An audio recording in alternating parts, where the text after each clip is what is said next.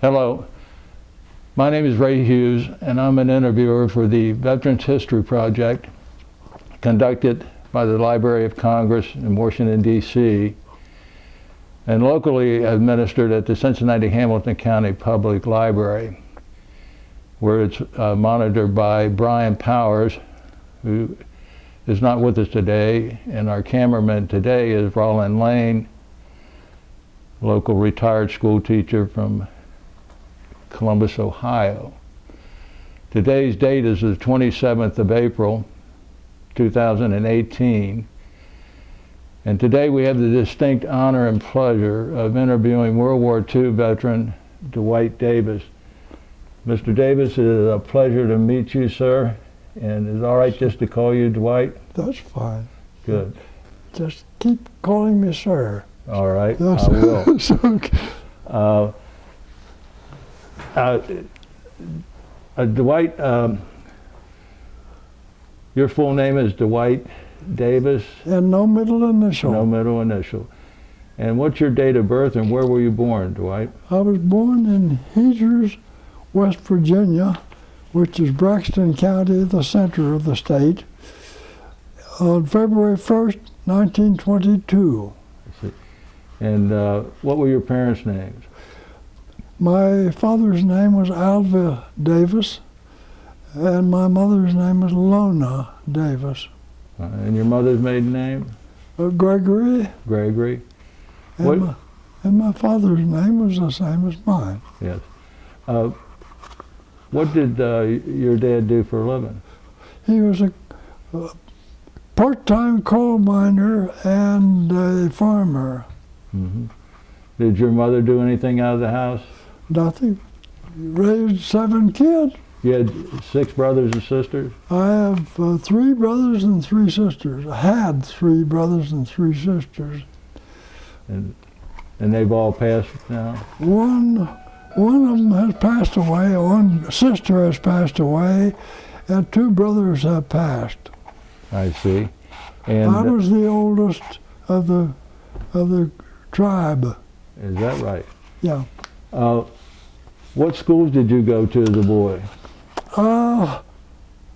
My high school graduation was at Lumberport, West Virginia, and prior to that was earlier many schools, several, and I graduated from Lumberport in 1941, and when I came back from the service, I attended West Virginia University and picked up a bachelor's degree. Mm-hmm. When you so you graduated around June of 1941 from high school, yeah, at Lumberport right. High School. Yeah.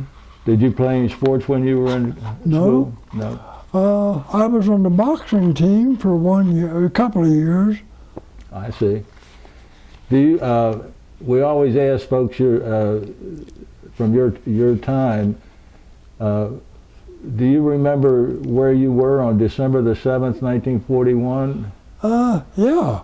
I was working in Akron, Ohio for Goodyear Aircraft.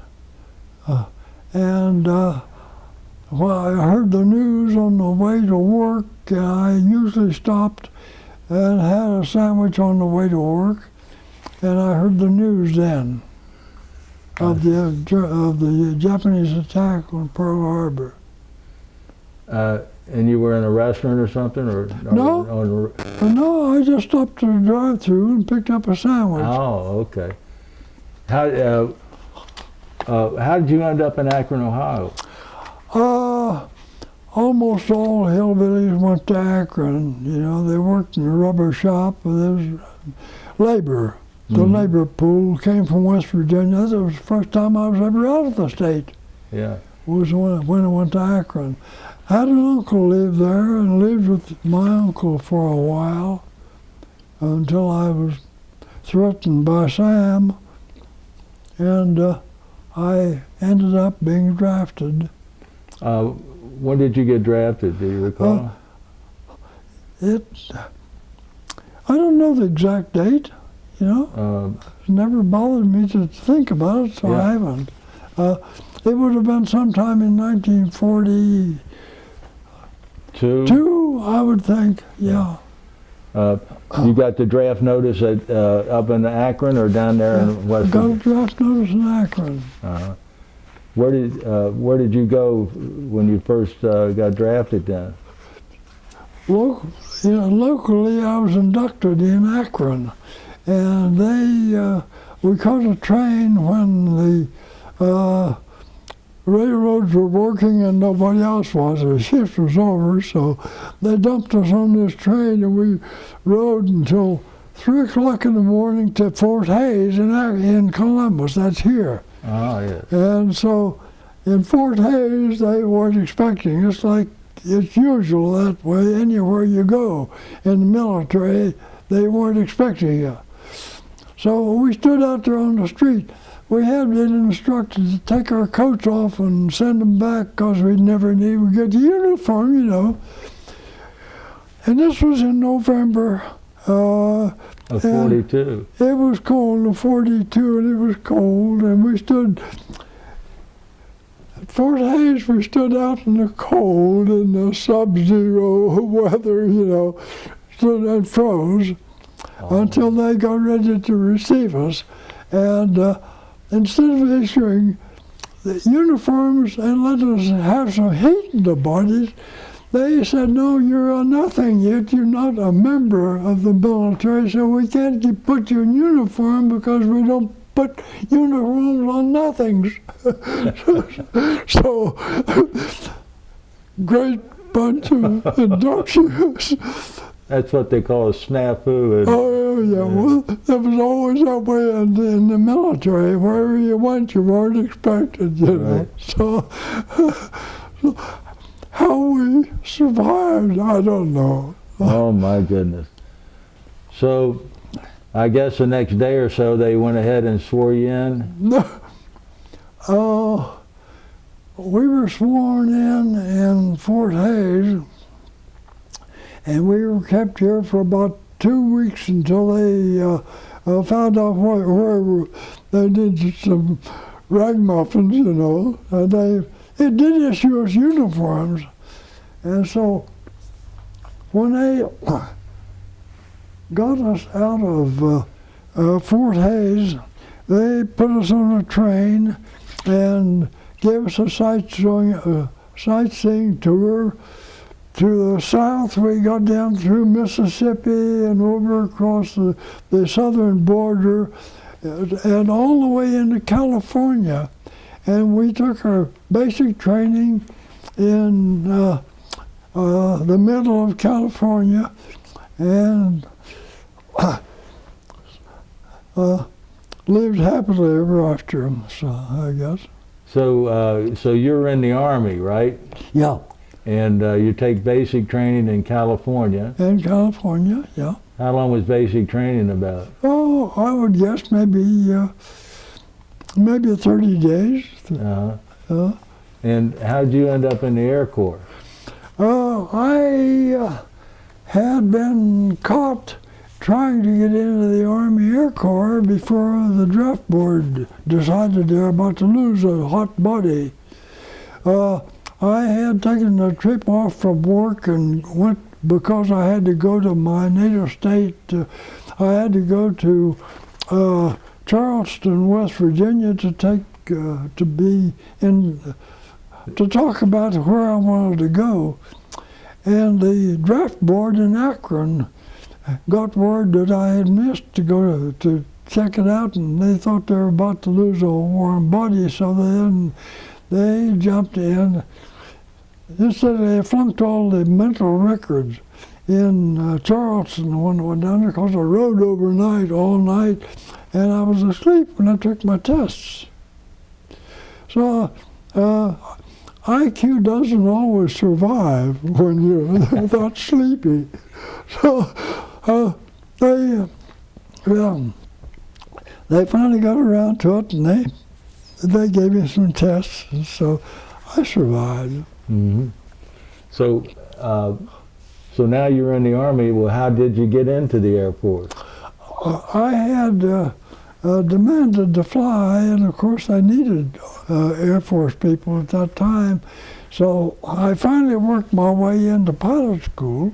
Oh, good. And I flunked out on the flying. They sent me to a little airfield, and I flew PT-22s. Those are low-wing, single-engine, 5-cylinder radials, and open cockpits, and a lot of low wings you could climb in and out of. And you sit in the front cockpit while the trainer sat in the back cockpit, and he can hit you in the head with a stick if he needs to. And he used all of his art at making deteriorating remarks. How far are you going to bury us this time, or so what do you think this is, a pogo stick, or whatever. So anyhow, I managed to flunk out of that one pretty well. So they sent me off to they had a raw body here, and they needed gunneries worse than they needed pilots, So they made the pilots' training course a little rougher than usual because they had a ready, gunners. They needed gunners bad, so they got one. Where did they send you to do gunnery school? Oh, I went to Las Vegas, Nevada for one thing, and they ran us through some. Oh, they sent it up to a place out of Las Vegas. I can't remember the name, and memory begins to fail you when you get to be 114 like me, So, I don't remember what the name of the place was, but it was sort of like a log camp, They had a trained jackass that they trained to chew tobacco, and he used to find tobacco in your back pocket when you're walking from across to the mess hall. He'd chase you down and take your mail pouch out of your pocket, So you had a wet ass most of the time. So. Oh, that is funny. Yeah. Oh, yeah. We always found amusement in the worst. A guy could be losing his head, and we found that most fun. That's an exaggeration. No, we didn't. Okay, peace. I've learned to lie a bit. Exaggeration is part of life. That's right. That's right. So after you finished gunnery school, what happened with you? They trained us to position ourselves. They taught us to tear down and replace 50 caliber machine guns blindfolded and with wearing gloves. At high altitude, you wear gloves when you touch anything. Otherwise, the hide sticks, and you leave part of your fingertips, your prints. So you had to keep your hands available. Okay. So you learned to strip them down and put them back together? Blindfolded. Blindfolded. Yeah, and with gloves on. Yeah. So did you, what planes were you flying in? Did you practice shooting them out of the airplanes while you're going through the training? We had tow targets, round tow targets, and we had AT-6s pulling them over on the left, and round tow targets were about probably 20 feet long and 2 feet in diameter, and they had a weight, a ball, steel ball weight on it to keep it from unwinding the rope that was being pulled on. And they would fly aside, and we would practice firing 50 caliber machine guns out of the waist of the B-17s, you know. And we found it a good practice to play tricks on the AT-6 that was pulling the targets. We could shoot at the target. They had a weight, a steel ball on the pin that held this target down. Mm-hmm. Or the pin, it was down. As the 6 would fly, this would weight down and it would stop rotating the target. And we found that it was a nice practice to shoot at the ball, the steel ball that was holding the target down, and release the load to watch the AT-6 doing stunts. So we used to shoot at the ball instead of the target. So we had a way to make fun out of everything. So.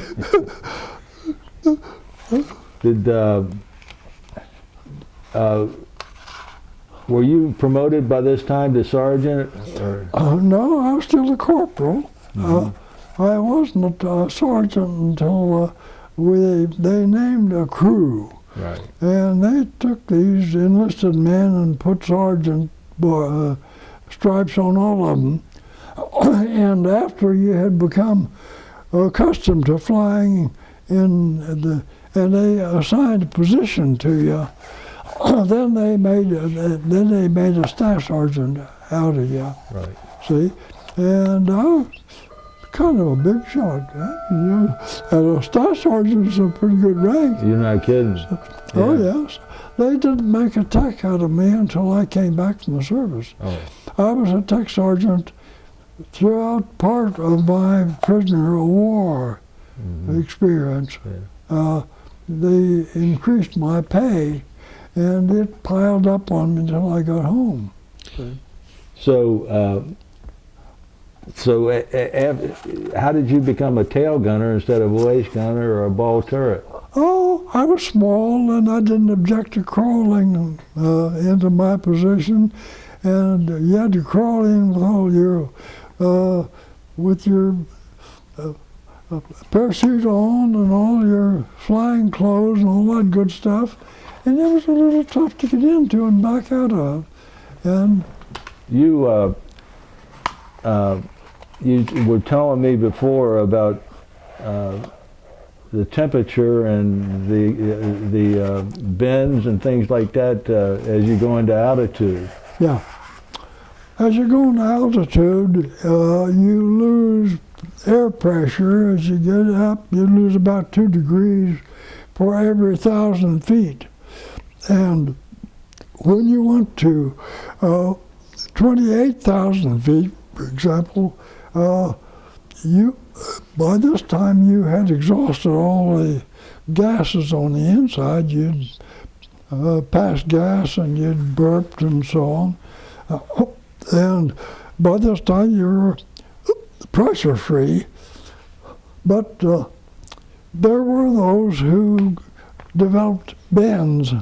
Bends is nitrogen narcosis. That would be in your knees, where the nitrogen would attempt to escape and couldn't find a way out, and it hurt, you know. And those are the bends. I never had the bends, except in the pressure chamber. They gave us some tests in pressure chambers, and they pulled the air all out while you're taking oxygen through a mask. And I had bends then, but I didn't have bends in altitude. Never did. So you had a pressure chamber test in Nevada? Oh, almost anywhere we went. We were in Las Vegas for a while, and then we went to Lincoln, Nebraska for a while. And we finally, before we shipped overseas, Lincoln's where we associated with the crew before they assigned to us a pilot, a co-pilot, and so on. And that's where I became a famous tail gunner. So that's reported places we'd been. So I could do that. I was able to report to the bombardier that we'd hit the targets when we were shooting for fuel tanks in Germany. If we hit one and we had a blow up that almost reached us at altitude, they needed somebody to praise the Lord, that they hadn't got us. Right. So, the pilots had named me as a crew chaplain. They named you as a crew chaplain? Yeah, they named me as a crew. And this is at Lincoln? No, well, it was after I joined the crew. Okay. Apparently I was the most innocent looking of the whole crowd. The rest of us started to look like Satan himself, But I was cleanly shaven, and I could grin once in a while yet. You still do. And I still do. So, but I enjoyed it. I really did. I enjoyed service. Earlier, you told me that you're the one that painted the name of the plane. Yeah. What was the name of your plane? Vise Guys. Vise Guys. V-I-V-I-E-S. Guys. Hang loose and I'll get you a picture. We'll get her in a minute then. Okay. And why was it named Vise Guys? He was the only married man on the crew. Oh, it was named after his wife? And it was named after his wife's name was Violet. So we decided that it was our mission to bring him home alive, and we failed. Yeah. He and the co-pilot passed when they crashed with the ship in Garmisch-Partenkirchen. Yes.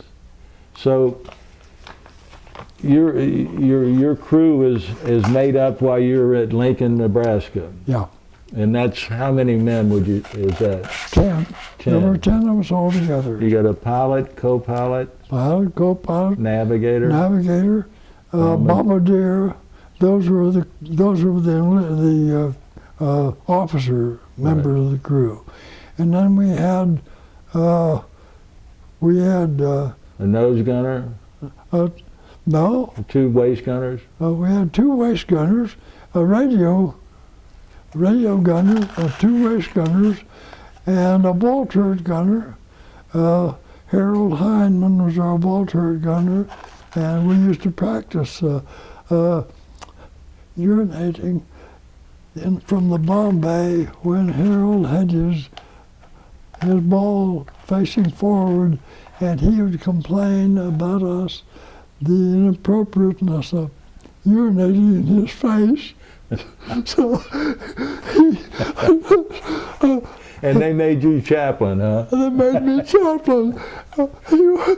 Harold was the only member of the crew who had no sense of humor. So we catered to his no sense of humor by the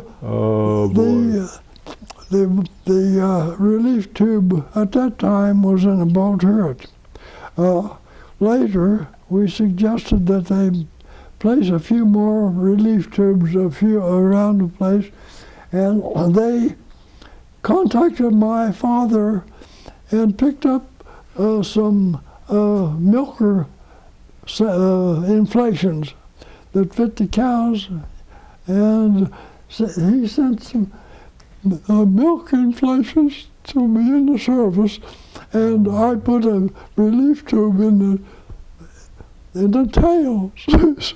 so we didn't have to get up and go to the ball and urinate in Harold's face. So we lost that ability. That was ingenious. That was a real innovation there. Oh yeah, so yeah. So you let Hyman off the hook then? Oh, yeah, we left him off the hook so that he would see in his inability to What's have that? a humor.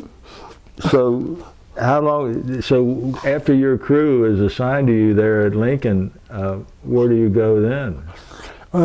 And you. Well, we spent. They had us flying out of Ardmore, Oklahoma, and we used to practice night missions. That's when the everybody in Europe was flying night to their night missions, and they were flying that way until the Americans arrived, and the Americans thought it was easier to fly high altitude above the Germans' flak guns, and that's why the B-17 was so popular. The B-24 was capable of about 25,000 feet, or maybe as high as 28,000, but not for long periods of time. And the B-24 couldn't fly as far as the B-17. The B-17 was capable of doing about 3,200 miles. The B-24 would be rushed to do 21,000. Oh, okay. Yeah. So we didn't care much for the B-24, and turns out the B-24 crew didn't either. So you're so now you're at Ardmore, Oklahoma. Ardmore, Oklahoma, crew training.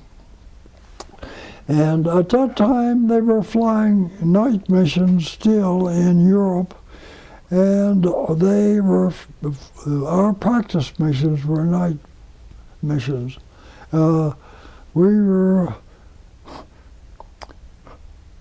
trying to think of the name of the state just east of Oklahoma.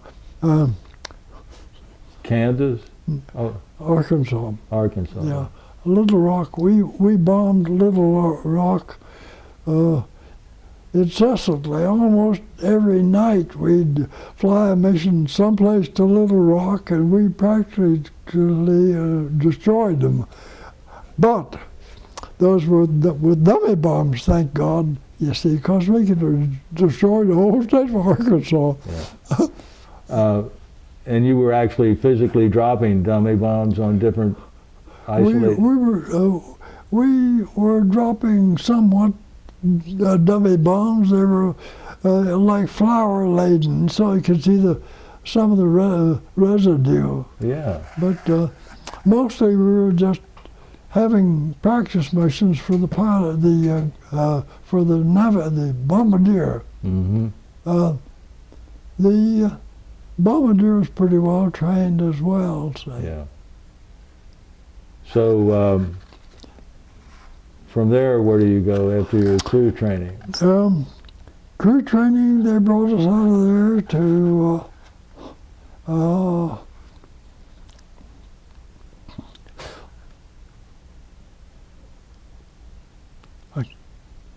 I lost my train of thought. Mm-hmm. I can't think. That's right. Did after your crew training down there at Ardmore, did you go overseas then, or? Well, we headed overseas. Yeah, it took a while.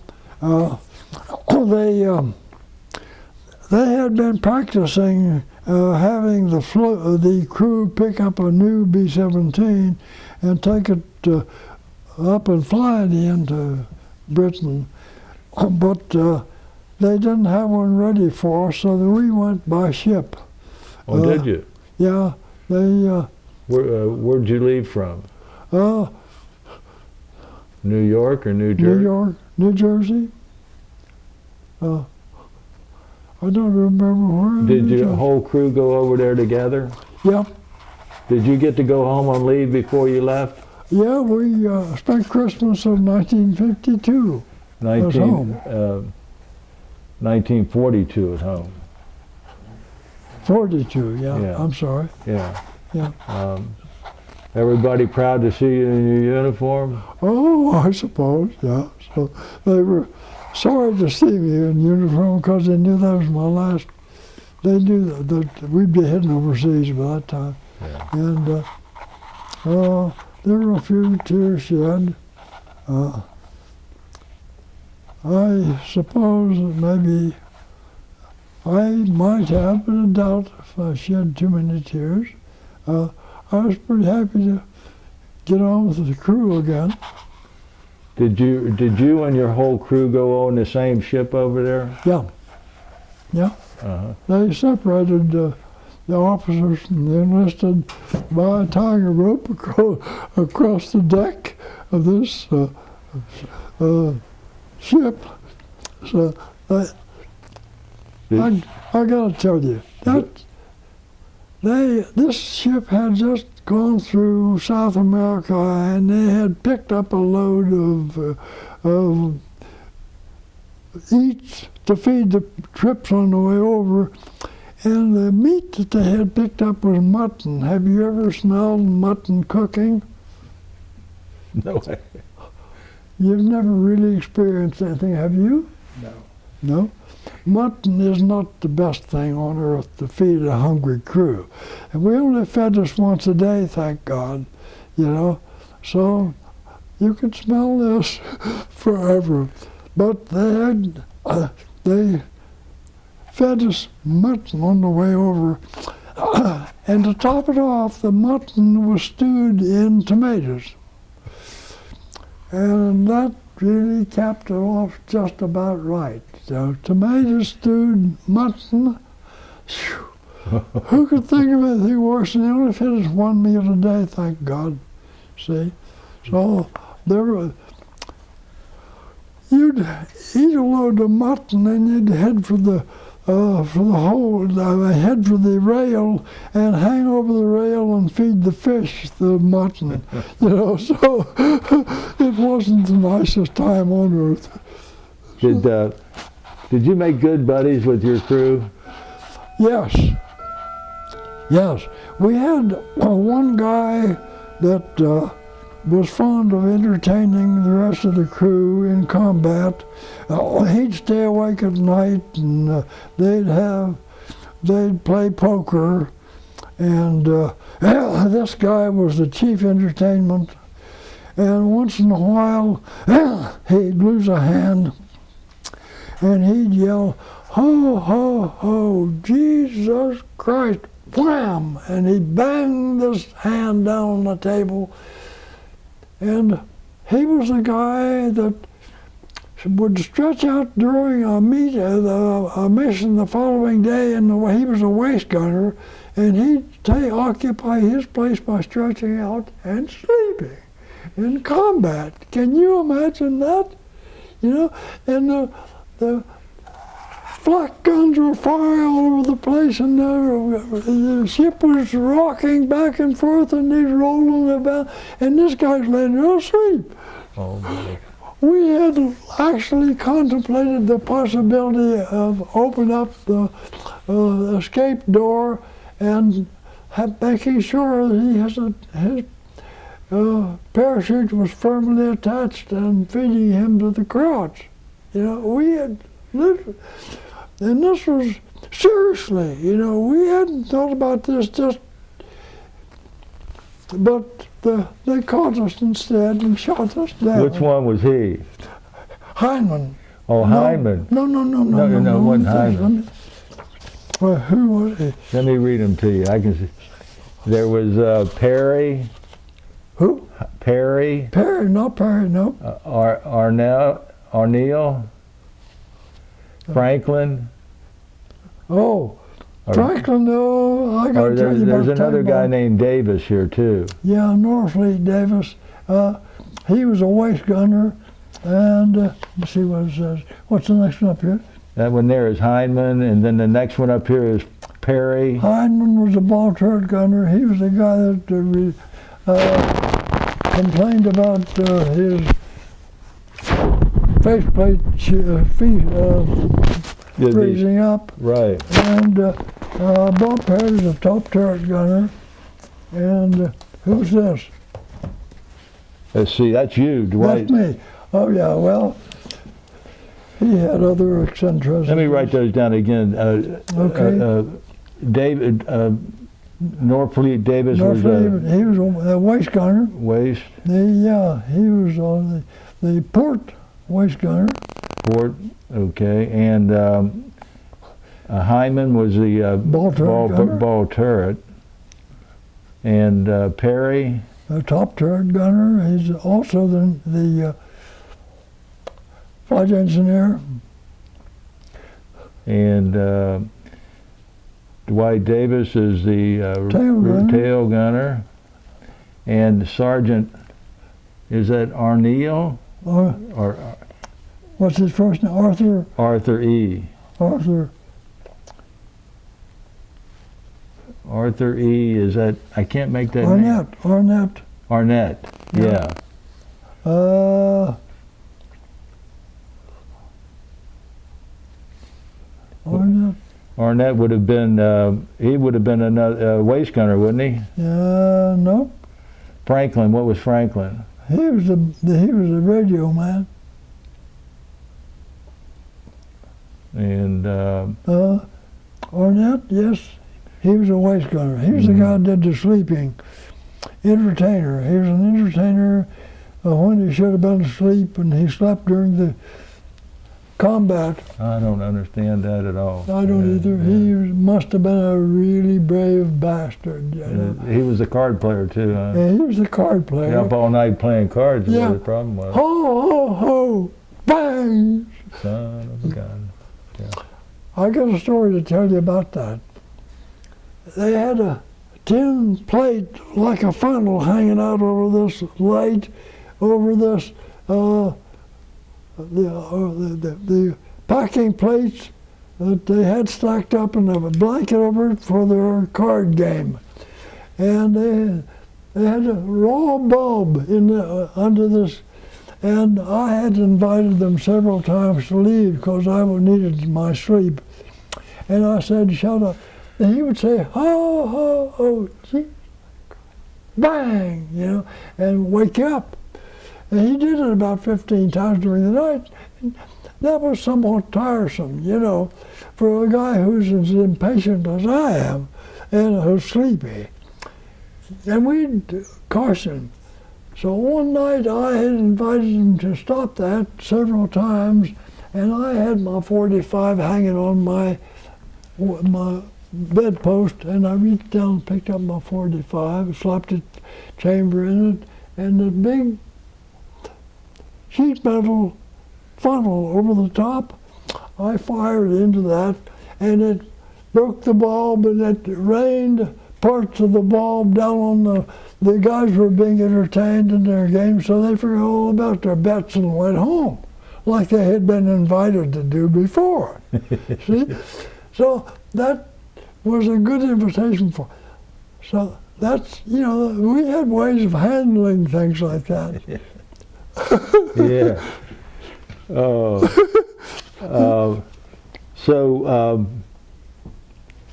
Where did you guys, when you're on board ship going over to overseas, did you have any problems with the German submarines or anything of that nature? No, we lost a little every so often. We'd get stained jeans when we'd see bubbles in the water and so on, but no. We were most careful. We weren't attacked. We weren't threatened, actually. We just thought we were. You don't remember the name of that ship, do you? No. No. Where did you land at in overseas? On the western part of England, I don't know what the city was, but they met us there, and they had a band that heralded us off, and we marched from the ship to the railroad and boarded, and they, by rail, they took us down to the east part of England and assigned us to a base. What base did they assign you to? Bury St. Edmunds, 94th Bomb Group. 8th Air Force, 94th Bomb Group was at Bury St. Edmunds.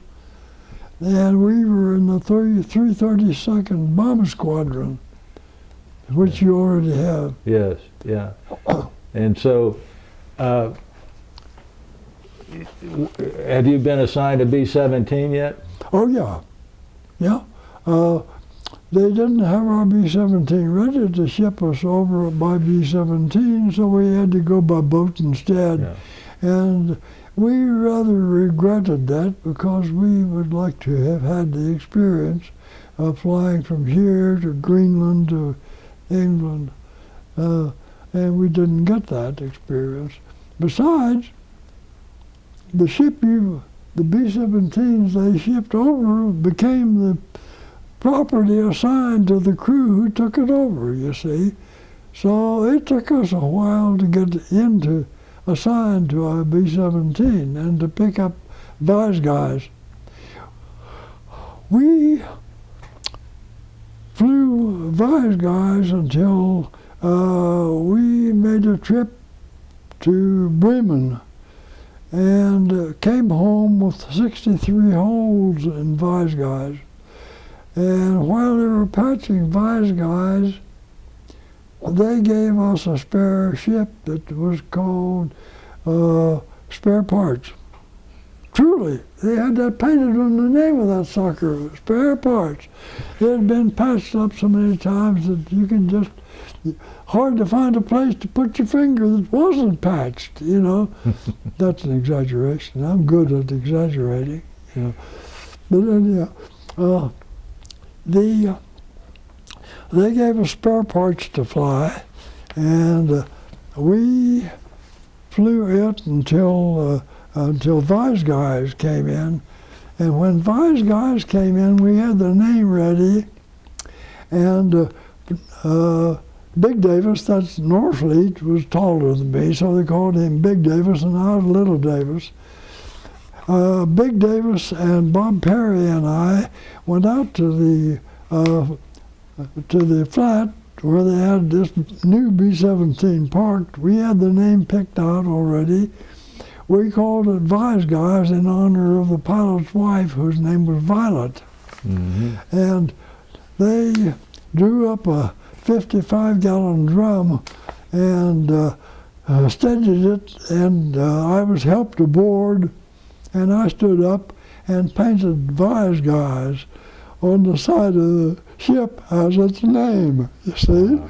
And now that's the only activity I engaged in during World War II. See? So Well, they didn't give you a medal for that, did they? no medal for that. No. So And you and your crew stayed together the whole time then? yeah. And Yeah. They took us into England. They put the enlisted people together and put them in a training, and they sent the pilot, the crew, the balance of the crew, sent them off someplace to heaven on earth, and so they could enjoy themselves in England, while we waded mud up to our butts. So, but they enjoyed it. yeah. Did you get into town on duty, Liberty any times? Oh yeah, What town did you go into? London. Oh, did you? Oh yeah. Yeah. Did you enjoy that? Well, mixed emotions there. You know, there's a lot of people wandered the streets that were for sale, but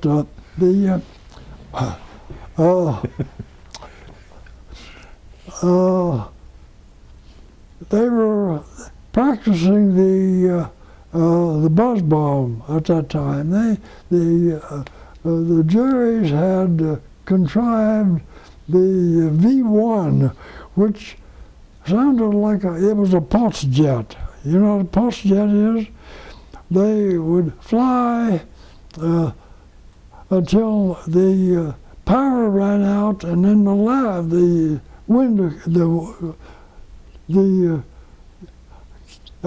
lid came in, and the fuel would be trickled in, and the fire would hit, and they would puff and blow it forward, and it would the lid would come back up and it would blow the heat out, and this pulse jet would fly. It would go, it sounded like a B-25, you know, but they were flying that thing, and they flew it a few times when we went to England. We went to London 3 times.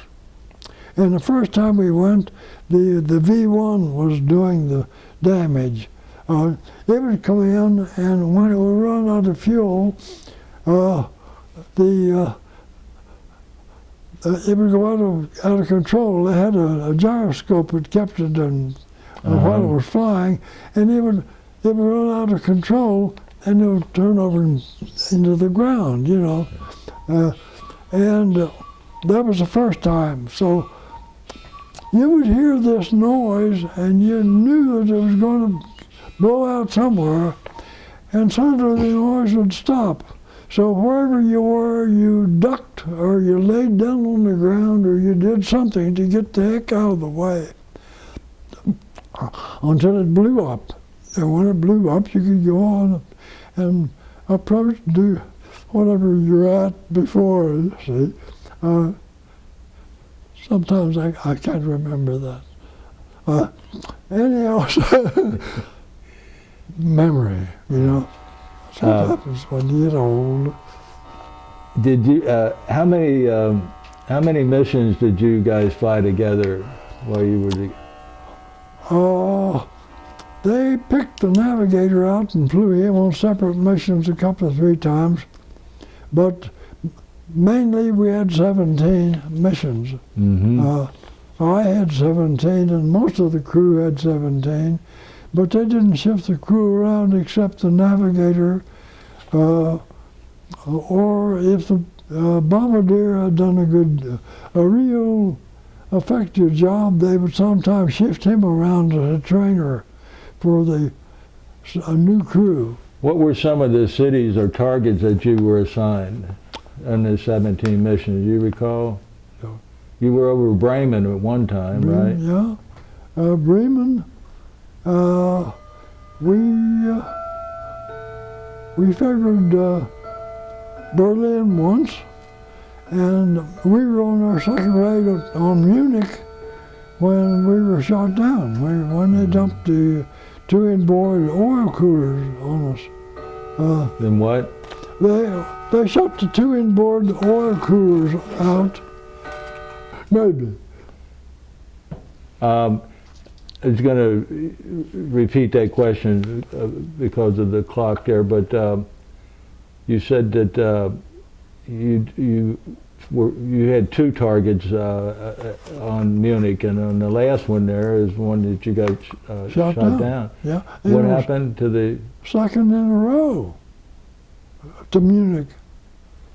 We didn't do a good job the first trip down, and they sent us to do another job. And this is on the 12th of July, 1944. Yeah. And which engines were hit? The inboard. Port and starboard? Both the port and the starboard inboard engines were shot. The oil coolers were shot out. So it just dropped the oil at them, so we're no more lubricated, and there was not enough oil to feather the props. So the props were being motivated by power that the 2 good engines were providing, you see.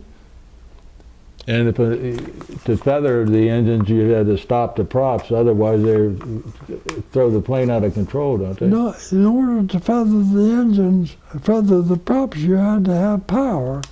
Yeah, and oil, because they used the oil that was provided for the engines. They used that same oil to feather the props when needed. And when they shut the oil coolers out, the oil went dead right now. So we have 2 dead engines that's being powered by the forward motion of the 2 good engines. And that was imposing double the power, or double the use of the engines. And what happened to one of the engines then? Or the 2 inboard engines? Yeah. The oil was gone, so we had to shut it. I mean, Did one of the props come? Oh, well, they generated enough friction on the inside of the engines that one of the engines seized, and the prop snapped at the hub, and the prop came through in front of the wing and wedged itself into the radio room, and it was wedged there when we had to bail out. And that was after bombing your target in Munich? In Munich, yeah. And was anybody injured when the prop came in No. to the radio room? No. No. Mm-mm. So you fellows had to bail out then, huh? Yeah, the bailout came when the one prop seized and snapped the hub. The other engine caught fire, and that was on the starboard side. And we had no choice but to bail because the fire was coming back from the engine across the bailout position, and we had to get out in a hurry. So the bailout bell rang, and we jumped. Had you ever jumped before? Never before. Never before. At what altitude were you when you jumped? Probably at about 14,000 feet. It was still cold, and we had been warned to don't pop your chute instantly. Don't be so scared and pop your chute because you can freeze your bones and snap both legs when you hit the ground. So we waited until we were very much in sight of the ground. We could tell the altitude by the height of the trees and so on before we popped our chute.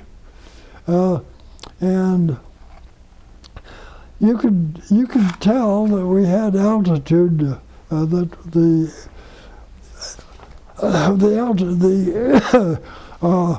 we had air when we popped our chute, and we were close enough to the ground that we'd stop and see freezing. Mm-hmm. And so, were you injured when you landed? Oh no. No, you landed. I ought to tell you this, I suppose. I had thought some of the Air Force regulations and found out that I could take a 28-foot chute, which was a seat pack. I could get that and I could sit on it instead of having to carry this backpack on my back all day. When you fly altitude, you're using the air and the power that you've been eating at the mess hall, so you're hungry and so on. So we were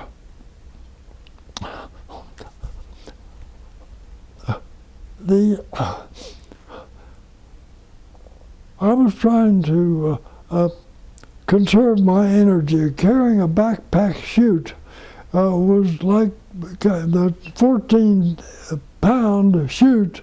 Suddenly, as you went, it became gradually higher and higher until it became a 78-pound chute. And so I had discovered that to go to a 28 instead of a 26 backpack, a 28-foot chute, I could put it on my seat and sit on that sucker and save myself carrying a 30-pound weight on my shoulders during a 14-hour mission. So I had picked up a heavier 28-foot chute, and I was using it as my seat. The big problem was that the 28-foot chute was used for a big man like your size. And the leg prop, I took him up as much as I could, and the legs still were down about my knees. And I pulled the ripcord when I pulled the ripcord, I did the split. Men don't usually do the split. It's sort of uncomfortable. And so I had to get back in a human position as fast as possible. So I reached down and I pushed my legs back together again. And the big oversized straps came off my legs and hit in a very uncomfortable position. And so when I hit the ground, I was nauseated and I was throwing up real big time. So, but because I was sick, I was hurt bad. Because you changed chutes. Because I changed chutes. So it came to my knowledge then that these guys in the Air Corps were pretty smart cookies after all. You know, they weren't as dumb as I thought they were. So, but I learned that pretty late. Let's go back to your position as a tail gunner. Yeah. You come within a steel plate of being killed. Yeah. Tell us about that and how you improvised there. Yeah. The steel plate was hooked by a piano hinge at the top, and it weighed, I think, 78 pounds. You know, it was 3/4 of an inch thick, and it was about that wide and about that high, and it was on this piano hinge. And I was riding along one day when a Focke-Wulf 190 decided to end it all for me, and he fired through my windshield. You know, the windshield was about that thick and about that square, through the windshield, and it hit this plate, and this plate was dimpled so that it had a dimple about that thick on the other side, and it swept me off my seat onto my back. So, you know, that makes you think, you have some serious thoughts about your future. You wonder about what's going to happen to you. Anyhow,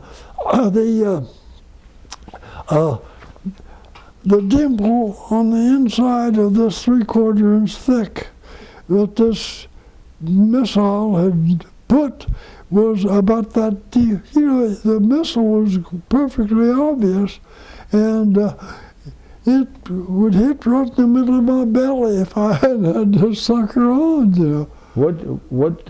How did you come across that piece of steel plate? It was provided. Oh, it was provided. Oh yeah, it was provided. That was a standard equipment on all B-17s. Oh, I see. I think. Ah. I never saw one without it. Oh, okay. Well, thank goodness for that. Yeah, so somebody here it was an angel, you know. Somebody had invented that sort of thing. Did you have many occasions to fire your twin 50s? You had twin 50 calibers back there. Yeah. Oh, well, first of all, they didn't teach you to fly, to dismantle and clean and put them back together with gloves on, blindfolded for nothing. When you flew, you lost altitude, and the low altitude allowed these guns to get hot, warm. Altitude changed that as it went up. They got colder and colder and colder, and up there at about 15 to 18,000 feet, you had to pull those guns out and clean away the frost, or you wouldn't have had it in guns. See? So you had to pull them down, and you had to fold your arms around this steel plate and take these guns out of their position and clean them and defrost them and put them back together again without ever seeing what you're doing. That's why it wasn't just stupidity that caused these guys to tell you about the guns. It was actual practice. So we had to clean the frost off the guns, free them up, and put them back together again, all blindfolded. No light, no sight. And you had to do all that with gloves on too. What? And you had to do that with gloves on too. They with the gloves on too, because if you did it without gloves on, you left your fingertips on your guns, you see. And we didn't like that very much. No. So you had to wear gloves. The gloves they provided you with had liners, and the liners were the thin gloves. They're the ones you could touch. You touch your guns and pull away some of the cloth that these liners had, and go back to the originals. These guys weren't just dummies. They learned things, you know. And you paid attention too. You just about had to, you know. So otherwise, you get whacked in the testicles. Did you ever have occasion to shoot at German planes and hit any that you know of? Yeah, one went away smoking one time. He went over in a wing over and dived into the ground, toward the ground. I never saw him light, so I don't know if he hit or not. But he was smoking. Mm-hmm. There was some fire coming out of the engine somehow. You remember what mission that was? Nope. No. No. But it was a Focke-Wulf 190. That I can remember. Yeah. I had a lot of respect for the Focke-Wulf 190. The ME-109 was a little more lethal if you let him get close enough. The ME-109 had a hollow propeller and a hollow shaft that incorporated his gun barrel, and he could shoot you with his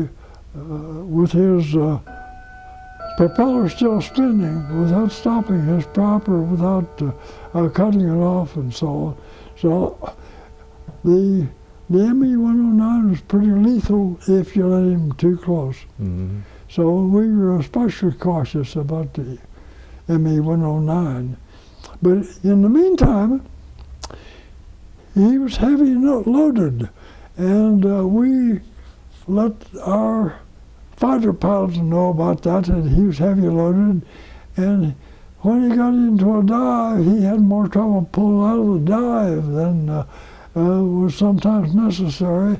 And our fighter pilots, that P-47 was a big sucker, but it was pretty maneuverable, and it wasn't uncommon to see a P-47 coming back after a mission with wrinkles on the top of its wings, having pulled out of a pretty steep dive successfully, without losing his wings. Mm-hmm.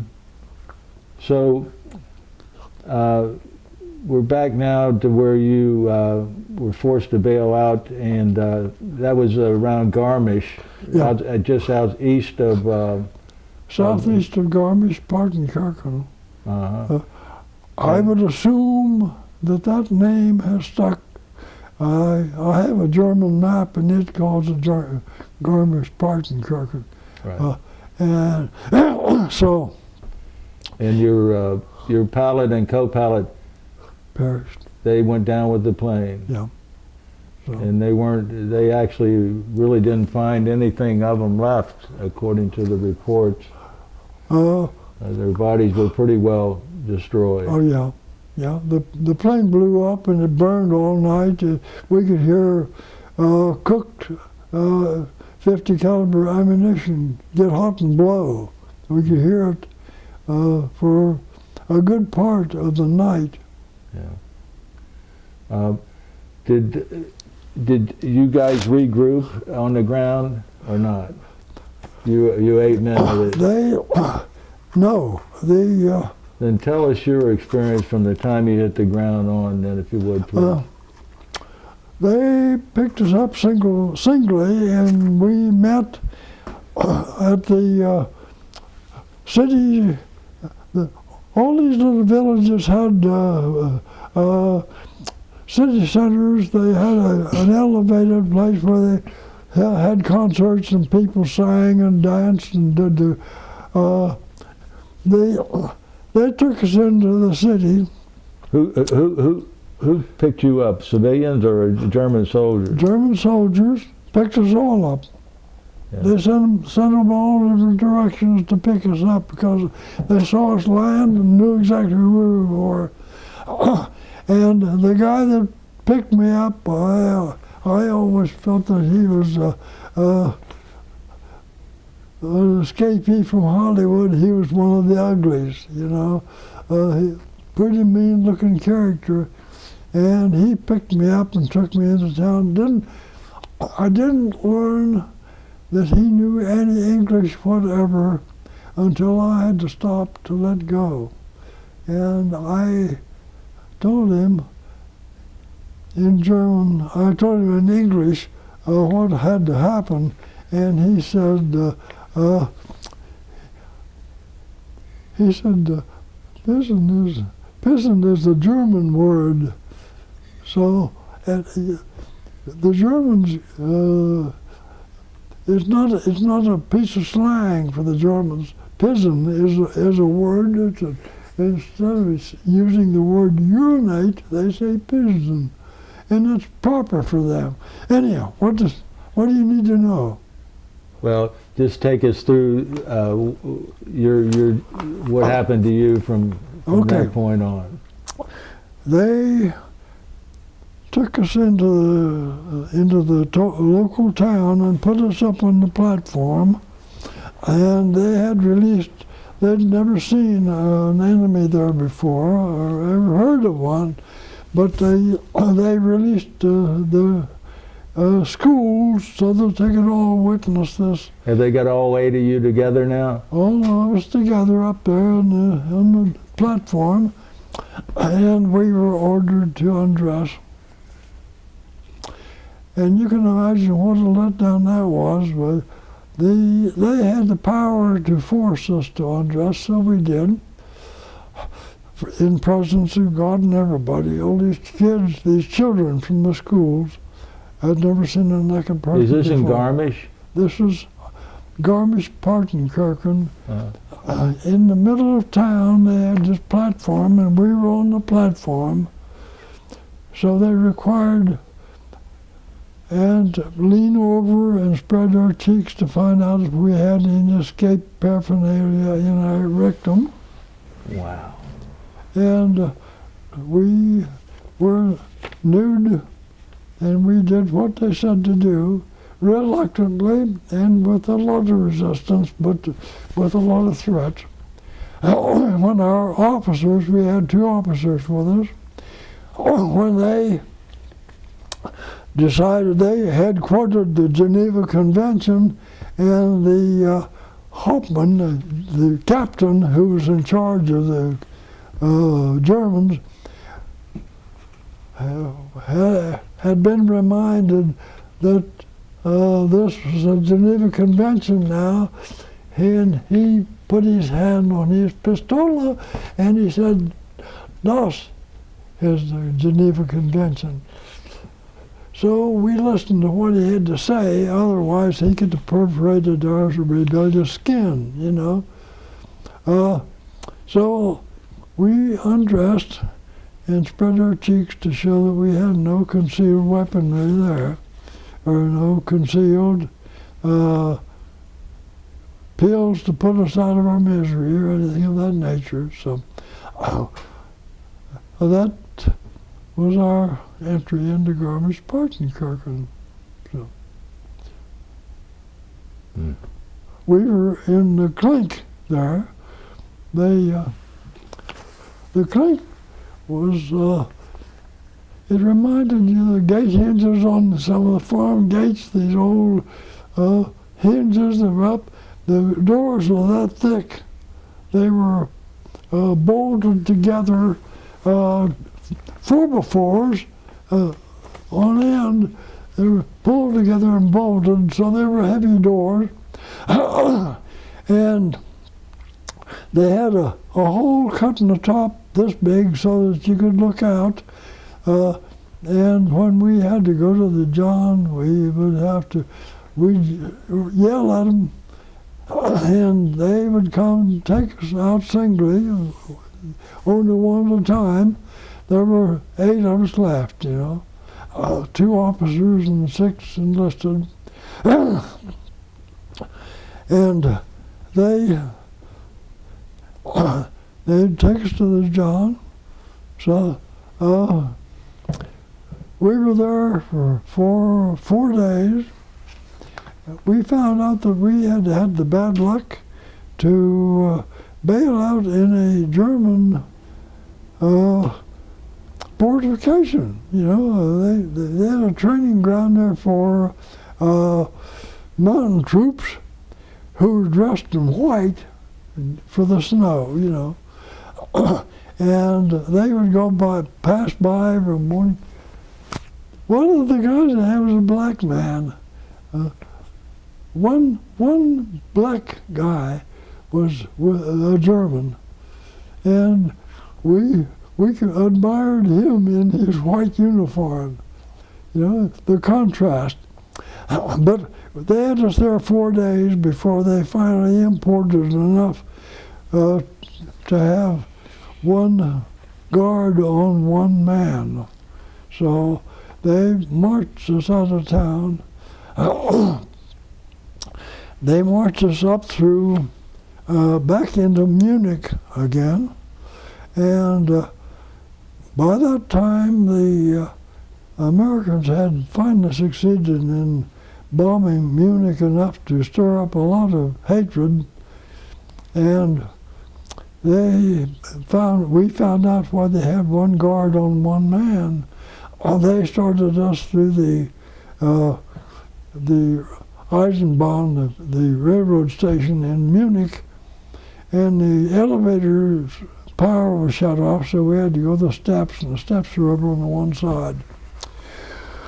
And the one guy, our guard in front of me, took me aside, and he said, "Now, I have a sidearm, and I have a machine gun. And I'm going to carry the machine gun, and I'm going to leave the sidearm available, and the flap on the holster will be unfastened. I may need your help to get you through. These people are like animals, and if you start anything, they'll pull you out away from them, and they'll take your arms off just like the wings of a butterfly." And he said, I'll go ahead of you, and you can stay behind me, and you be reminded that the flap on my pistol is available to you in case I call for help. He said, "Don't be foolhardy, because you can't survive it by yourself. You can't do it without me." So we had help getting through Munich. We had to go up 3 pairs of steps on foot because the elevators were shot out. And they took us up and marched us out to a railroad freight car and opened up the doors and put us inside, crawled in. The guard on the fore and the aft of the side doors on each side.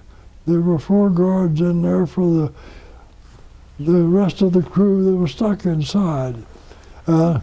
So they shipped us out till we came into Berlin, and they decided that our excitement hasn't reached its peak yet, so they parked us in a railroad yard in Berlin. And before they left and locked up the doors, they lectured us. They said, "Don't be foolhardy, because you're going to be locked in this."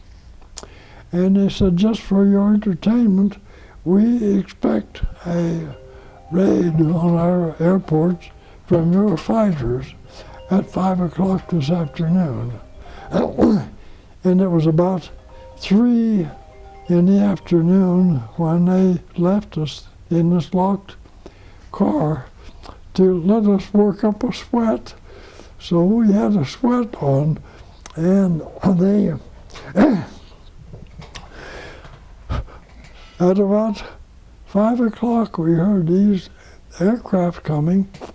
So the old P-47s were at work, and the P-47s came along. We were in the third car from the engine, and the P-47s blew up the railroad, the engine, and the engine turned over on its side. The Germans' freight cars were built a little different from Americans. They were the type that went together and they put a pin down through them, so they were hooked together. The engine turned over and took with it the second car, and it turned up on its side, and the third car, we were in it, and it turned us over on our side. Now, we have one of the side windows is overhead. So I reached up and took hold of one of the steel bars and pulled it down and chinned myself and started out, and I got out about halfway through, and one of the bars was up and one was down, and they two, one caught on this side of my ribs and one caught on this side, and I was impaled on two lids with my head sticking out. And here comes the German guard with his rifle out, running on the side of this automobile. So he took care of my being impaled on the rods. He hit me in the head and gave me a headache for about 6 weeks, you know. So, but I got back into the car and regained my senses a bit about, so, you know. So now you understand why I'm rattling on. You want to take a break for a minute? Yeah. Put that on hold if you would, please. And you see, we can edit this, and we'll take a break here, and if you want. We're back from a little break we took, and we were just where Dwight has been hit with the butt end of a rifle at the boxcars. Yes. And if you will, just take us on from there. The train's been shot up. Yeah. Okay. So they decided that they had better salvage this trip if they can. So they disconnected the engine and the first car, and the car I was in was on its side. So they came with a crane and they hooked onto the other side of this car and they straightened it back up. You can imagine what that would do with a bunch of GIs who had stood on the wall while this car is down on its side. And when they dump them back, they fall into each other and they break each other's ribs and they hit each other's nose and whatever else happens to be in their way. They kept you in there while they straightened it out. So they kept us in there, oh yeah, deliberately, of course. You know, they knew what would happen. So they hooked onto it with a crane and they set her back up on her wheels, you know. So the Germans were always cute with their tricks like that, you know. Yeah. So we learned a great deal from the Germans. So what else? From there, what happened? So from there, well, they got us back up on our wheels, and they took us to our final destination, which was in a place called Gross Tichau. Gross Tichau was in a little village in western Poland. It's south of the Baltic and east of. I can't give you a geography lesson anyhow. So right. they dropped us off there. on the way, after we left the interrogation service in Germany, they provided us with Red Cross provided travel kit. And in this travel kit, they had pencils that were about that long, sharpened, no eraser, and they had little thin notepads, and they had toilet paper, and they had cascares. They had cascares. What's that? Well, that was the most severe laxative you could find, and they assumed that when you had German food that you needed a laxative pretty bad. So they provided cascares, and they also had a vial, a bottle of compressed orange peels, which that was the early vitamins, and they provided that for us, and they put us on this train, and we sat. There's a German guard on my left and a German guard on my right, and I put on a little demonstration for them. I pulled out my vitamin pills, which were just the compressed orange juices and so on, and I took one and smacked my lips and reached down and felt my legs. And took another one and reached down some more. And the German, they had heard all about Americans' ability to provide all kinds of power for these dumb Americans that had been forced into the service, you know. And he watched me pretty carefully, and I took the third pill and smacked it down and rolled up part of my pants. And I offered him one, and he took it. So I gave him 2 of those sex pills, and then opened up my cascares and fed him the rest of the cascares. And the following morning, we were in Gross Tikau, and we looked for him and didn't see him anywhere. And there was an uprooted tree in the forest that was backing us, and it fell that way, and the hole it left in the ground had the top of his head sticking out, and the rolls of all the toilet paper he could pick up. So we never found out whether he recovered or not, you know. So at any rate, that was fun. Oh. So never leave it but 20 years of a hillbilly. You know. That's an original story there. Yeah. Now you're a Gross Tikau, right? Gross Tikau. Chow. Tikau. Tikau. Yeah. And that's Polish. So it helped that we were out of Lumberport, West Virginia, where they had a bunch of imports from all parts of the world working in the coal mines, you know? And you learned a little bit from almost anybody. I learned to count I learned to count in Italian, and I could count in I think it may have been something else, I don't know. But some of the words I learned yet, and I know them yet, see. Was this a prisoner of war camp you were at? No. This was my preliminaries to take care of me when I get to prisoner of war camp. I see. So,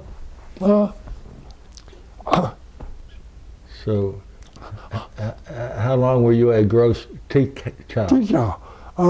We just long as to get lined up and moved into camp. We were sent into Squadron Group 4 at that particular time. And they marched us and made sure we made good time. Every time we slowed down, they'd touch us with the point of a bayonet. You know, so we took that pretty seriously when they started making imprints on your butt. They marched us into the prisoner of war camp in the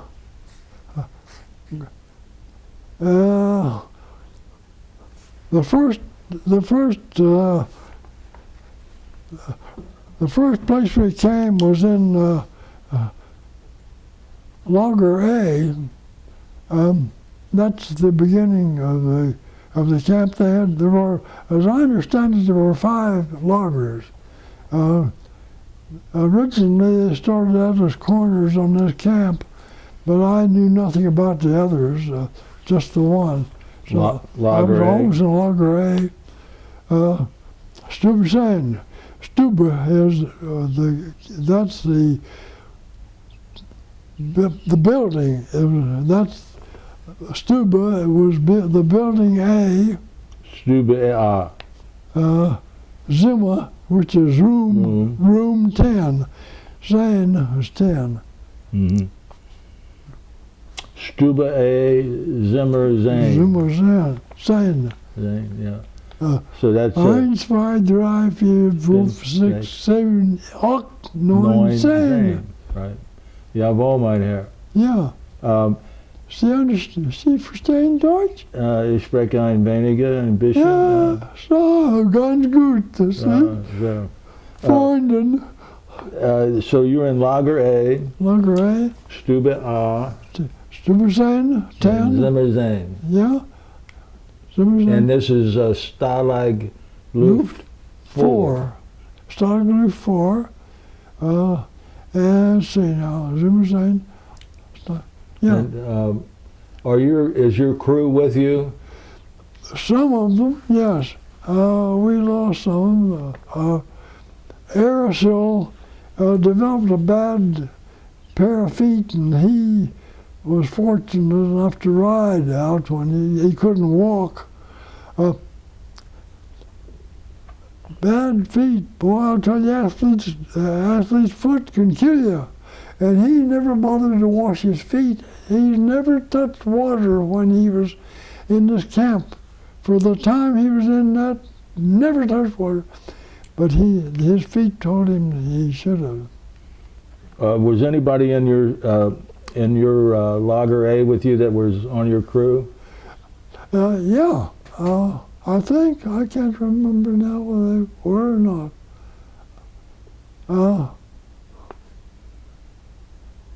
Yeah. Were there other nationalities in this prison camp? There were, but we weren't with them. We knew of none of them. So English were in the camp just north of, in the lager just north of us, and we could occasionally do some shouting across and compare notes there. There were a lot of technicians there. Some of the guys found out that you could pick up pebbles out on the walk, on the path, and that you could get you could assemble them somehow and get a radio. And we were importing some messages from England. We could get some of the English broadcasts. We had to have people passing the word. They would listen to our broadcast and take notes, mostly on memory. And they'd come around with the memory and give us some of the outcomes of the war. With the Germans were always winning. They always were winning. Until they lost their lives at the very end, they were winners, big time winners. But We would get some of the relays of information from England. They'd come around and pass the word, but they had to memorize rather than catch it. They caught it on paper like that. You know, Tell us about a normal day now this is Stalag 4. Is this 4B or Stalag 4? I don't know if it be or not. I don't know. Now what town is near this? Do you remember? Grocery shop. Grocery town. Grocery shop. Was there a town named Muhlenberg around there? I heard the name, but I don't know. Can't tell you. Okay. Yeah, it's M-U with an umlaut, E-L-B-U-R-G, Muhlenberg. Okay. I don't know. Tell us what your day was. If you wake up in the morning, they had roll call or well, sometimes they did and sometimes they didn't. They like to surprise you, you know. So they would stand us out. We had a clothesline that we did our own laundry, of course, and we'd hang the clothes out on the line. And when we'd fall out for the count, they would put us out of attention. Then we would make sure that part of the line would be in front of the clothesline and part would be in the back of the clothesline. So we'd have that to separate us, you know. Always made things as momentous as possible with the crowds, you know. We like to make things interesting for them. We had a tunnel. We dug an escape tunnel. They called the guys who went in the tunnel to remove the residue, come out with the spoil. They called him penguins because he walked like a penguin when he came out. And during the days when the penguins were working, they would be out there, and the Americans would be out there playing baseball. They had sticks and tailor-made baseballs out of ravelings of socks and the ravelings of some of the sweaters that the American mothers thought the poor boys couldn't do without, and we unravel them and use we'd make things we needed bad. So.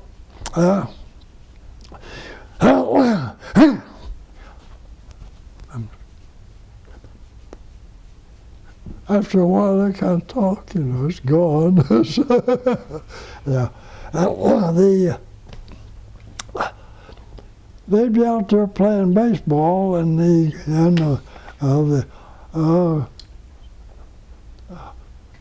gremlins would come out, what did I call them? The penguins. The penguins would come out walking like penguins, and it was our turn to bat, and so we hit a fly. And while people were pretending to catch it and couldn't out there chasing it down, we would start running the bases, and we'd reach into our pocket and take hold of the string we had tied to our cuffs, and we'd untie and leak off our spoil as we'd go.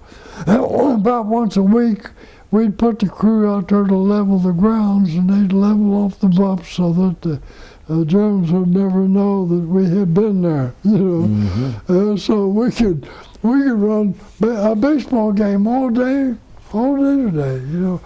And I was a gremlin. I'd come out with goop on it and untie and get rid of the spoil. Did you go down into any of the tunnels? I was most always at the head of the tunnel, in the tunnel, loading up. I'd unbutton my pants and take handfuls of dirt and shove it into my legs. And when I got up, I'd have a lot of trouble bending my knees because the dirt was all around in my pants. And we always tried to, we're fortunate enough to have kept some of the parachute cords. So we had parachute cords to form our pants legs, and to untie the bow that we tied on and let our spoil go, you see. So where did they start the tunnel at? Out of a barracks or something, or what? yeah, we had a stove, a coal-burning stove in each one of the rooms, and we were in room 10, and we found out that this stove was set up on a head of a brick, and it was about this high off the floor, and we could go down through these brick and take the bricks out and lay and put them on the bottom, and then go from there to start the tunnel. And we could dig down about 10 feet, and we used some of the bed cross members. We'd split them down, and we were light enough weight, lost enough weight by the time that we weren't too heavy, so we could use those as pieces on our tunnels, you know, overhead. And cardboard boxes, we could lay the cardboard on top, you know. Yeah. So some of these guys have brains, you know, a few. And did they start the tunnel there in your logger? Or we'd your, move the stove aside, and we'd go down through the brick and start the tunnel. And we had maybe 2 or 3 tunnels in each stuba?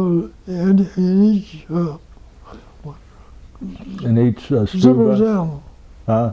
In each of the barracks. Stuba, yeah. Each stuba, Yeah. we would have maybe 3 tunnels running at one time, any time.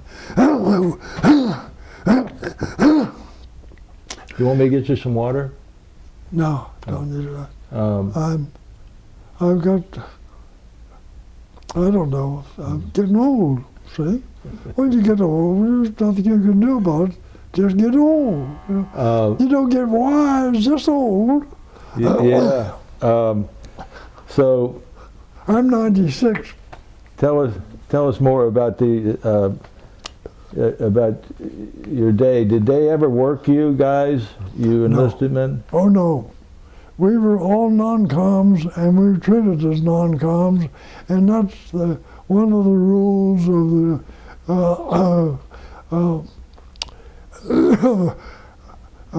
Geneva Convention. Geneva Convention, that you don't work officers, and we were considered officers. Right. So. Do you remember any of the guards there at the prison camp? I ran into one of them later. He was getting homesick for America. He had been homesick for Germany in America. He worked in Cleveland. He worked at a battery factory. And when the Germans were reasonably certain that they had powers to captivate the world and to win him a new home in America, they started writing him and treating letters to get him over there as back home as soon as possible. They told him about how the Germans were going to take over the world, and that the homes would be available for him, and that could be his home in America.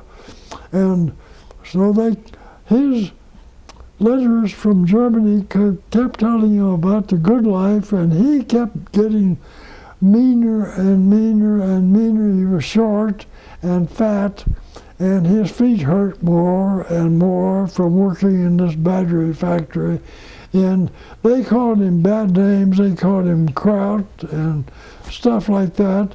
and they had no respect for him, whatever. And the more of the letters came from his family at home telling him about he could go back to America and take his bosses home. You know, big things like that.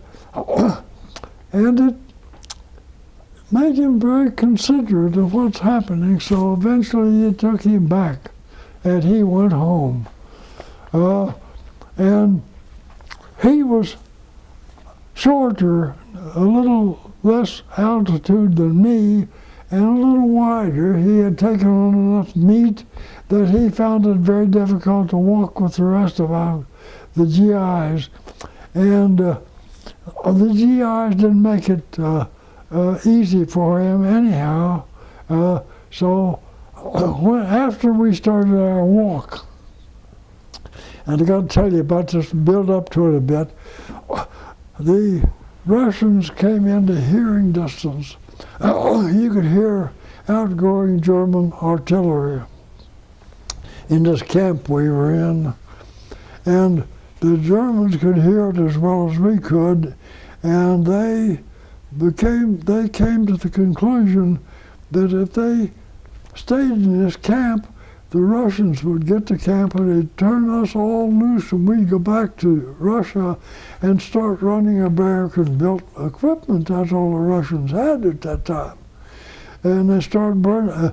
So the Russians would have a new source of power to go run their equipment more effectively.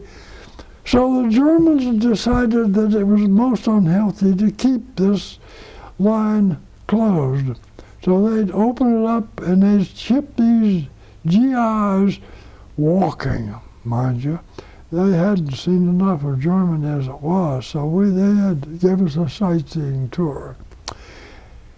And this was in the middle of February 5th of 1945 that they took us out of this camp and started us walking the rest of Germany. So we did 600 miles on foot, sleeping in the woods and in the fields and in barns where they're available and wherever anything could happen. And this was during the coldest winter that Germany had experienced to date. Boy, it was, and so I can tell you about German winters, they're tough. So anyhow, we slept out, and we slept in barns and so on.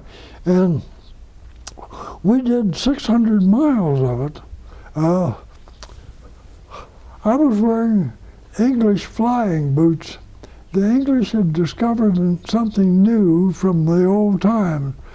They discovered that you don't need to make a good right and a good left boot. You can make them good general purpose boots. So they issued these boots to us, and we walked across Germany until the toes, both soles were flapping. So they put us in what was the only thing they had available at that time. And now you know about boots. Over in Holland, they wear wooden shoes, and they were called boots. That's where the word sabotage comes from, because some of these laborers that the Germans had exported to Holland for their factories in there were feeding the machinery wooden shoes. That's where they got the sabotage, you see? Sabotage, yeah. Yeah, so anyhow, they put us in boots. And they put us out there on the eastern front, down along the Baltic, the English Channel. When we were walking in snow, and once in a while we'd get about this high, picking up snow, getting higher and higher. So the Germans' initiative came out again. They provided us sticks about so big and about that tall, made out of hickory, I think, or maybe oak, I don't know. But And once, about every 10 steps you take, you'd raise your foot up and you'd hit your heel and knock the snow off and set your foot down and do the same to this one. So they had us out on the shore of the English Channel. And we walked through, we spent, I'd say, a good strong 10 days in the snow out there. So that back and forth, any place you could get away from invasions, from anybody, any chance of the Allies closing in on them, you see, they'd move us away. So we kept walking. During Easter of 1945, they put us into a hellhole down, it was within 35 miles of the 38 miles of a German prison camp for Jews, you know. I don't remember the name of the town. I can look it up on my map over there, but I don't have time. So anyhow, they put us in this hellhole, and we were there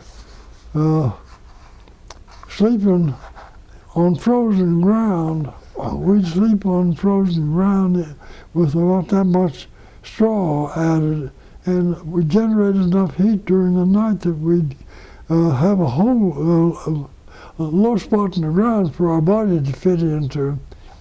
And we tried to pick the second night in the same hole, and we were there for, I'd say, possibly 8 or 9 nights, and they marched us out again. They put us in with the Wehrmacht, and the Wehrmacht were all former German German soldiers, and they had a little more compassion for American soldiers than the rest of us did. They marched us out, and things were a little happier for a time. So they permitted us to raid some turnip hills and some other vegetable hills and so on. You know, they turned their back while we did the raiding. And life improved a lot. One night they moved us into a barnyard and put us in the barn, and there was a gate out there that a road went in front of, and the next morning we heard automobiles going past, so we went out and climbed the gate, and it was a British invasion force going through. You would have thought that we would have been as good enough to the English that they would have had some consideration, but tossed us a cigarette or something. But they went riding right on, and the Germans at that point dismantled their rifles and threw them away. Said, "We're now your prisoners."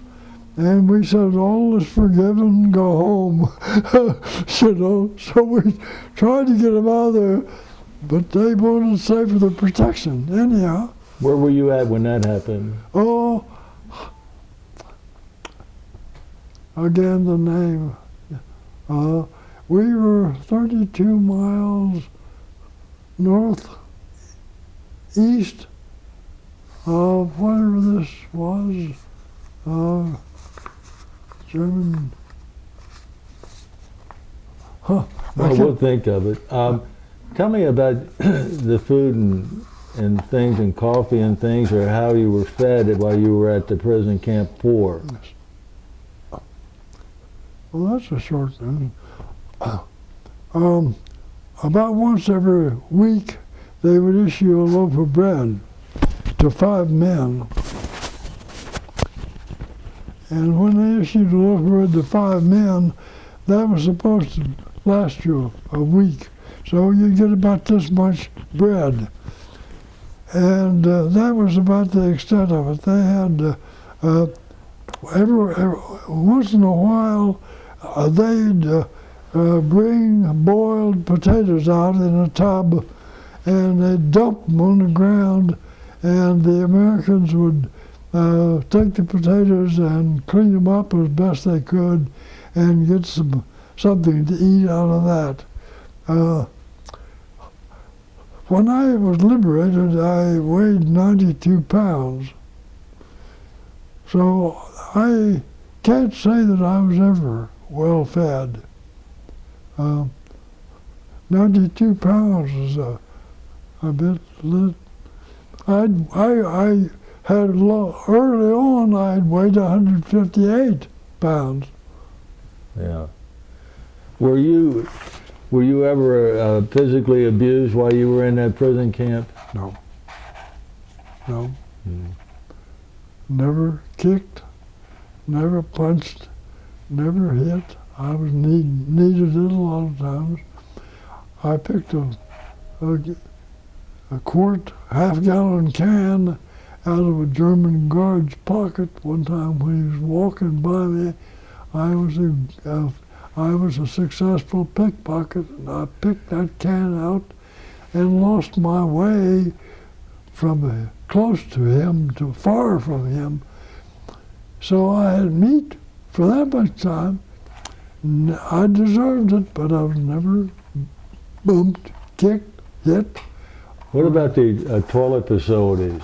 Toilet facilities, there's an open field out there, go help yourself. And they had a former Big Stoop, not Big Stoop, what was his name? The Hunterführer. The Hunterführer, the dog master that had the dog with him, every once in a while you catch out there sitting too long. We all had diarrhea, they call it a dysentery. And if we sat too long, he would bring his hoot up, and the hoot would take a sample to see if it was fit for tomorrow's lunch. Yeah, many times. I've been sampled quite a few times. I don't have any scar tissues or anything like that, and it did hurt. But anyhow. What was your coffee like? Coffee? Well, what is coffee like when you have boiled acorns? You boil the acorns and you grind them and you call that coffee? That's how I learned to drink sugar. When we had sugar, the Red Cross would come through with a sugar ration once in a while, and you could make it sweet and you could take it without gagging. So we did have what the Germans called coffee. How often did you get Red Cross packages? Oh, it all depended on where you were. There have been times when we had a Red Cross all a week, and there were other times when we had 1/10 of a Red Cross parcel a week. They would spread them out.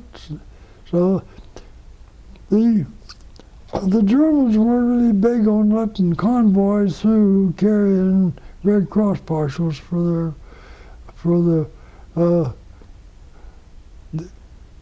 they called them roof gangsters. We were roof gangsters. The story had been given that the prisons had been opened to those who would volunteer for flight duty. So we were roof gangsters as far as they were concerned all the time we were in prison camp. Did anybody from your camp escape while you were there? Yeah, I escaped once. And I had to escape back in. Things got a little hectic, and I found my way back, and I had as much trouble, more trouble getting back in than I did getting out.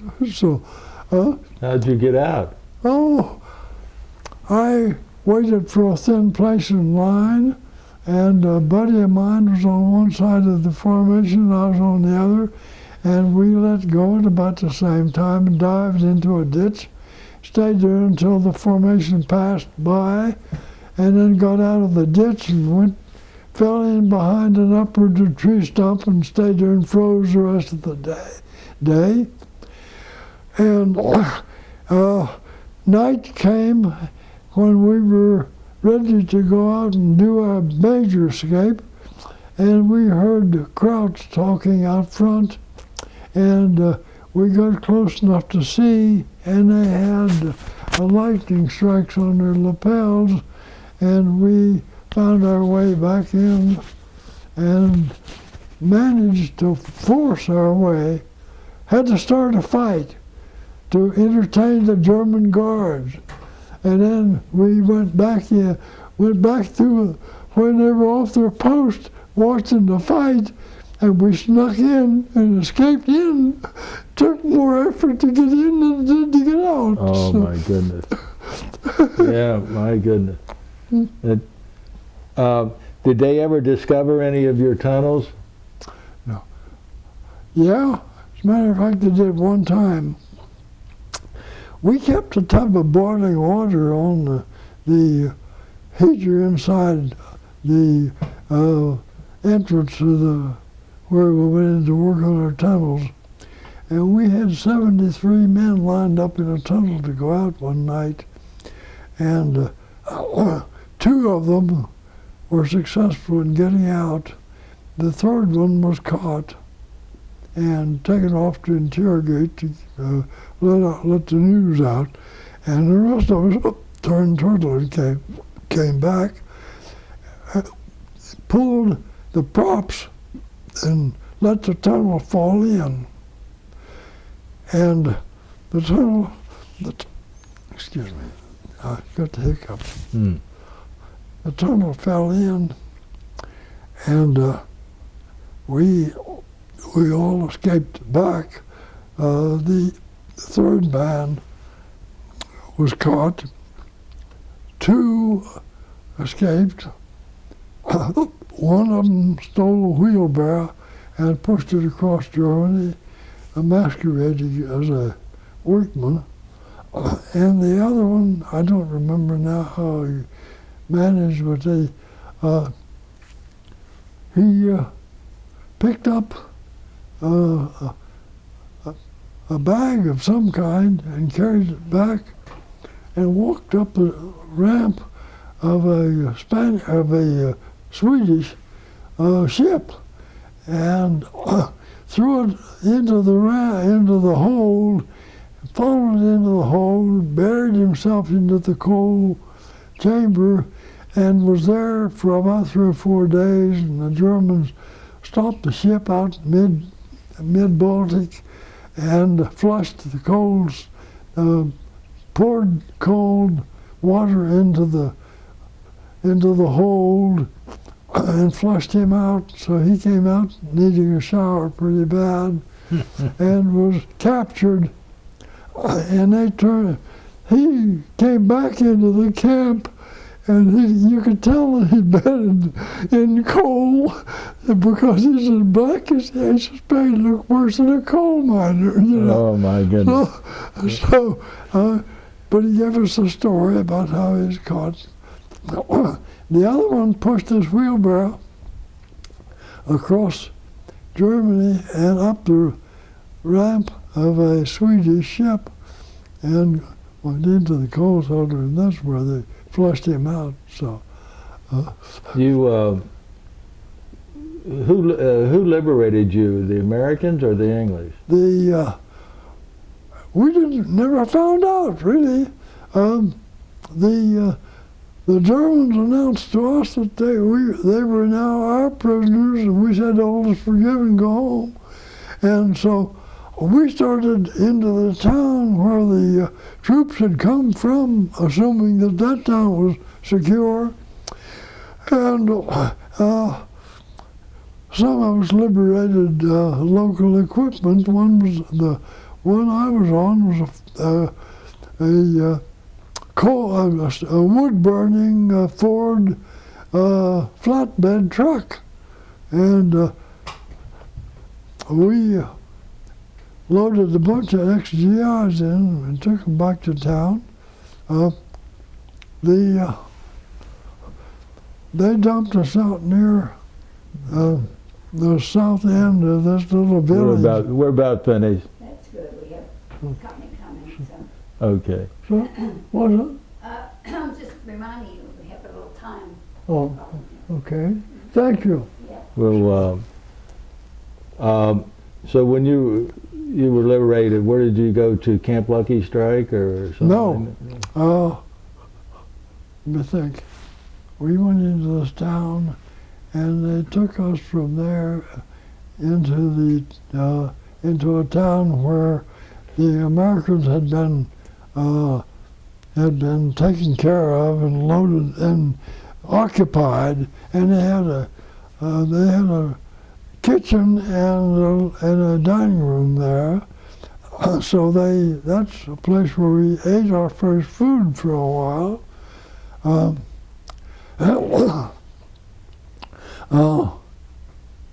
Zerrigan, I think, was the name of the town. What? Zerrigan. Zarrigan? Zarringen, I think. Mm-hmm. And they kept us there. I liberated a diesel Mercedes-Benz 7-passenger limousine that was diesel powered, and it had been abandoned by an American officer who had painted it the bar with the stars and bars, and he had to have it towed to start, and so I had it towed to start. I ran out of gasoline because there was a thing on the floorboard that you turn it from from gas to diesel, and there was a diesel originally, but it ran out of gas, and I found out that you could start it by turning that lever the other way, and it had a starter on it. Huh. So I was able to start that sucker, and I drove back into town and followed a convoy down to Lyon, France. And in Lyon, France, there was a second lieutenant who arranged the transportation from me back to Camp Lucky Strike. There was a C-47 came in and loaded us all on board. There were 60 some of us, and they loaded us on this C-47 and flew us back to Camp Lucky Strike. So, at that time, the Germans had surrendered, and we had a free world to walk out into. And you came home from there? Yeah. Yeah. Yeah. And when were you discharged? October 31st, 1945. Okay. Was it 40? Yeah, 45. Yeah. And you said that you had some PTSD too when you came home. Yeah, it interrupted my sleep after I don't know, I never really identified it as such, but I had some unhappy moments. The family doctor in Washington, Pennsylvania, arranged a trip into Pittsburgh, and the examining doctor in Pittsburgh was a psychiatrist, and she asked me if I had ever shared my stories with anybody, and I said no. And she said, do it, it'll unload you. And I did. And it did. Well, I know we've run out of time here, and I want to thank you for this interview, and thank you for your service to our country, and thank you for being a good patriot. Maybe. Thank you. Maybe so. Thank you.